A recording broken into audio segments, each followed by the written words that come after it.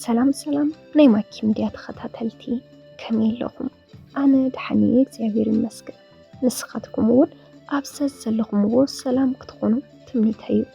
እሞ ናይ ማኪ ሚድያ ተኸታተልቲ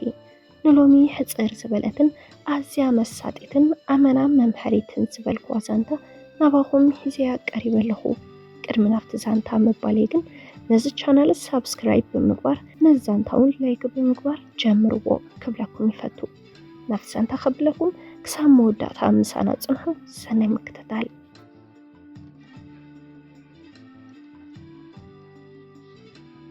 ክልተ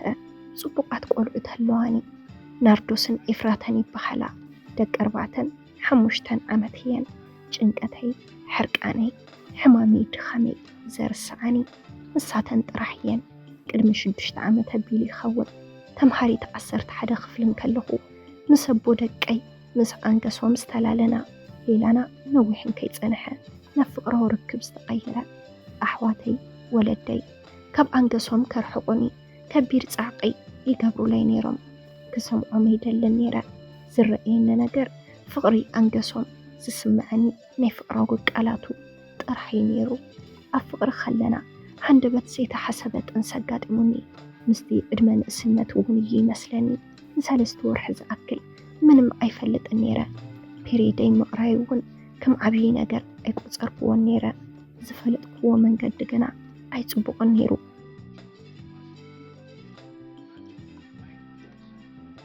ከብደይ ክቆፃፀሮ ብዘይክእል መንገዲ ቁርፀት ሒዙኒ መማረፂ ስለ ዘይነበረኒ ድማ ምስ ኣቦየ ሕክምና ክኸይድ ተገዲደ እቲ ውፅኢት ምርመራ ንዓይ ነገሩንን ነይሮም ኣብ ገዛ ምስ በፃሕና ባባ ብዘይ ምክንያት ጭኽጭኽ ኣውዓው ጀሚሩ ያሬድ ሓዊ ብሰንኩኹም ቆልዓ ድቓላ ተሸኪማ መፅያ ተዋሪደ ሎምስ ከዓ ድቓላ ሒዛትለይ መፅያ ብዙሕ ኣመና ብዙሕ ተዛረበ ኣነ ግና ዝፈለጥክዎ ነገር ኣይነበረን ባባ እንታይ ኻ ኮይንካ ኣውዓው ትብል ዘለኻ ኢልዎ ያሬድ ሓዊ ንዓ ያሬድ ክዳውንታ ሂብካ ንሳን ድቓላኣን ካብዚ ዓይነ ይጥፍአለይ ምስ በልዎ እዩ ጥንስቲ ምዃነይ ዝፈለጥኩ ማማ ትልምን ወላ ኣሕዋተይ እውን ከምኡ ኣቦይ ግና ኣቕቢፁ ክኸይድ ዝደሊ እንተሃልዩ ምስ ኣፅር ጊበል በለ ጨኒቑኒ ሕርበት ኢሉኒ ካብ ገዛይ ወፂእ ዘይፈልጥ ቆልዓ ናበየ ዝኣተወ ኢለ ተጨኒቐ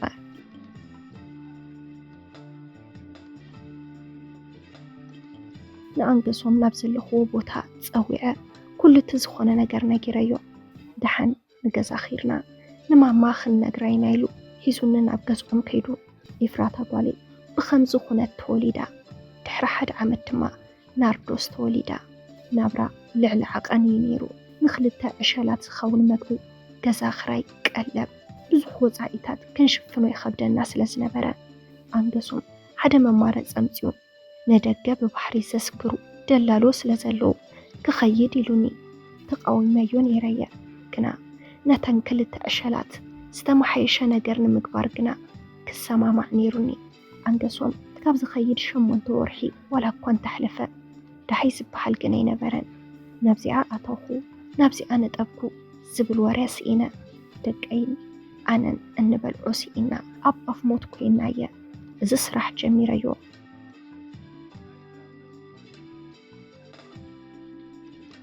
ነብስኻ ሸጥካ ምሕዳር ንደቀይ እዚ ስራሕ እዚ ሰሪሐየ ዘናብረን ንዕአን ንኽዕቢ ዝኸፍሎ ዘለኹ መስዋዕቲ ስለ ዝኾነ ብዙሕ ሕማቕ ስምዒት ይስምዐንን ብዙሓት ዓማዊል ፈተውት ኣለውኒ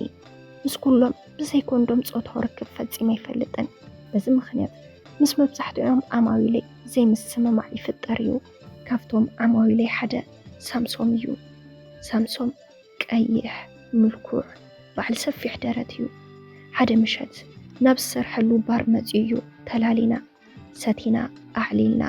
ከምቲ ምስ ካልኦት ዝኾኖ ኮይነሉ ብሓደ ክንሓድር ተሰማሚዕና ድማ ምስ ከድና ግን ብዘይ ኮንዶም ክፍፅም ከም ዘይደሊ እንትነግሮ ንሱ ፍቃደኛ ኣይኮነን ኣነ ድሕሪ 1 ዓመት ምዋት እየ ዝሞተሉ ምክንያት ተሸካሚ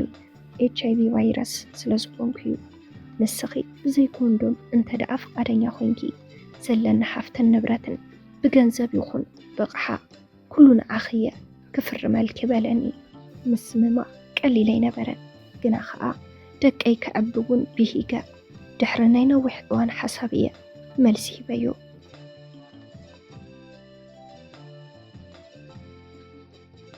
ብሓደ ምንባር ጀሚርና እቲ ዝሰርሖ ዝነበርኩ ስራሕ ገዲፈዮ። ሳምሶም ንዓይ ጥራሕ ዘይኮነስ ንደቀይ እውን ልዕሊ ነብሱ ይፈትወንን ይንከባኸበንን ነይሩ። ኣቦን ንሱ ምዃኑ ኣሚነን ድሕሪ 1 ዓመት ግና ከምቲ ሳምሶም ዝነገረኒ ኣይጸንሕን። ኣፍታ ዝበለኒ ዕለት ተፈሊኒ ደቀይ ኣቦን ስለዝሰኣና ኣመና ሓዚነን። ኣነ ግና ሕውስውስ ዝበለ ስምዒት ተሰሚዑኒ። 40 ናይ ሳምኒ ምስ ሓለፈ ናይ ቀረባ ዓርኩ ፊሊሞን ናይ ውርሲ ወረቓቕቲ ሒዙለይ መጺኡ ኩሉ እቲ ዝበለኒ ንብረት ናብ ሱመዮ ዚርዎ። ፊሊሞን ቅድሚ ምኻደይ ብዛዕባ ሳሚ ክትፈልጥዮ ዝግብአክ ነገር ኣሎ ኮፍ በለ ሓደ ጊዜ በለኒ። ሳሚ ናይ HIV ሕሙም ዘይኮነስ ናይ ዓጽሚ ካንሰር ሕሙም እዩ ነይሩ። ቅድሚ ምሟቱ በቲ ናይ ካንሰር መድሓኒት ናይ ዘርኢ ፍሪኡ ከም ዝመኸነ ስለ ዝኣምን ዝወለደት ጓል ኣንስተይቲ ደሊና ንዓኺ ረኺቡኪ በቃ ክሳብ ዝመውት ግና ምሳኺ ሕጉስ ህይወት ኣሕሊፉ በለኒ። ኣይኣመንክዎን ግና ክምርመር ስለ ዝነበረኒ ቼክ ገይረ HIV ዘይኮነስ ናይ 2 ወርሒ ጥንስቲ ምዃነይ ፈሊጠ ሳምሶም ምስ ሞተ ኣመና ፍቂረዮ ውሉዱ ክርኢ ኣመና ተመኒ ሰላም ተገላገሊ ኢልኩም ጸልዩለይ።